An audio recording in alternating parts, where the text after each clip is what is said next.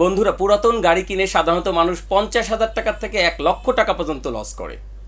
আমি এই লাইনে দীর্ঘদিন থেকে কাজ করতেছি। আজ আমি আপনাদেরকে 5টা ভুল দেখাই দেবো, যে ভুলগুলো যদি আপনিও করেন তাহলে আপনিও পুরনো গাড়ি কিনে অনেক বড় লস করতে যাচ্ছেন। আসসালামু আলাইকুম বন্ধুরা, আমি আরিফিন আনোয়ার। আমি 2007 সাল থেকে গাড়ি কেনা বেচা এবং কার অ্যাক্সেসরিজ বিজনেসের সাথে জড়িত আছি। আজ আমি আপনাদের সাথে শেয়ার করব আমার রিয়েল এক্সপেরিয়েন্স। নাম্বার 1, বাহির দেখে গাড়ি কখনো কেনার সিদ্ধান্ত নেওয়া যাবে না। চকচক করলে যেমন ঠিক শোনা হয় না, ঠিক বাহিরে চকচক করলে ভিতরে গাড়ি কন্ডিশন যে ভালো হবে এরকম কোনো গ্যারান্টি নেই। সাধারণত বাইরে চকচক কন্ডিশন গাড়ি, ভিতরে 80% প্রবলেম থাকে। তাই বাহির যেমন চকচকা দেখা উচিত, ভিতরটাকেও ফ্রেশ দেখে গাড়ি কেনা উচিত। নাম্বার 2, কাগজপাতিকে ইগনোর করা। আমরা অনেকেই কাগজপাতিকে ইগনোর করে যাই। আসলে না, 3টা জিনিস, ট্যাক্স টোকেন, ফিটনেস, রেজিস্ট্রেশন ঠিক আছে কিনা দেখে নেওয়া উচিত। এবং অবশ্যই গাড়ির অরিজিনাল মালিকের সঙ্গে আপনাকে কথা বলে নিতে হবে। গাড়ির মালিক যদি জীবিত না থাকে, দেশের বাইরে থাকে, সেক্ষেত্রে আপনাকে কাগজপত্রের নাম পরিবর্তন করতে অনেক বড় ঝামেলা পোহাতে হবে। আপনাকে খোঁজ নিতে হবে গাড়ির মালিকের একাধিক গাড়ি আছে কিনা। যদি একাধিক গাড়ি থাকে, আপনার গাড়ির ট্যাক্সের টাকা জমা দেওয়ার সময় অবশ্যই আপনাকে ডাবল ট্যাক্স পে করা লাগতে পারে। তাই কাগজপাতি ভালো করে চেক করে নেওয়া উচিত। নাম্বার 3, মেকানিক না নেওয়া। একজন ভালো মেকানিক বা একজন অভিজ্ঞ লোক যে জিনিস 5 মিনিটে বুঝতে পারবেন, আপনি সেই জিনিস 5 বছরে বুঝতে পারবেন না।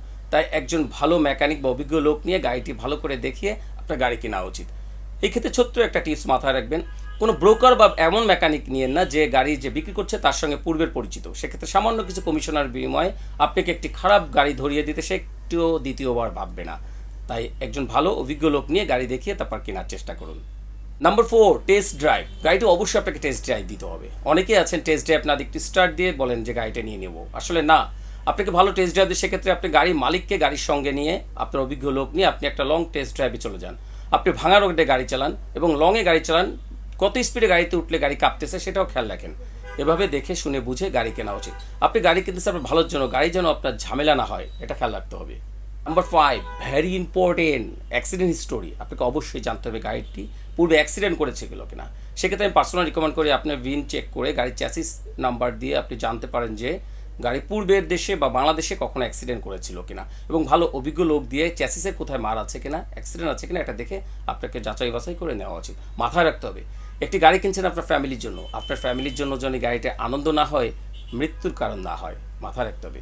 আপনার গাড়িটি যদি পূর্বে অ্যাক্সিডেন্ট করা থাকে, এয়ারব্যাগ যদি খুলে যেয়ে থাকে, আপনি পরবর্তীতে যে এয়ারব্যাগ যত মিস্ত্রি দিয়ে লাগান, আপনার ওই সেন্সর ওইভাবে পারফেক্ট কাজ করবে এর কোনো গ্যারান্টি নাই। গাড়ি অ্যাক্সিডেন্ট করা না পর্যন্ত বোঝা যাবে না যে এয়ারব্যাগ খুলবে কি না। তাই গাড়ি কেনার আগে অবশ্যই আপনাকে অ্যাক্সিডেন্ট হিস্টোরি ভালোভাবে চেক করে নেওয়া উচিত। আপনি যদি 5টি টিপস লক্ষ্য না করে গাড়ি কেনেন তাহলে আমি বলবো আপনার গাড়ি না কেনাই আপনার জন্য ভালো। এমন রিয়েল এক্সপিরিয়েন্স এবং টিপস পেতে হলে আমার চ্যানেলটি ফলো করুন। আপনি কারো উপকার করতে না পারলে ক্ষতি নাই সেটা চিন্তা করে ভিডিওটি বেশি বেশি করে শেয়ার করে দিন। চ্যানেলটি সাবস্ক্রাইব করে আমার পাশেই থাকুন। ইনশাআল্লাহ আরও ভালো ভিডিও নিয়ে আপনার সামনে আমি হাজির হব। আল্লাহ হাফেজ।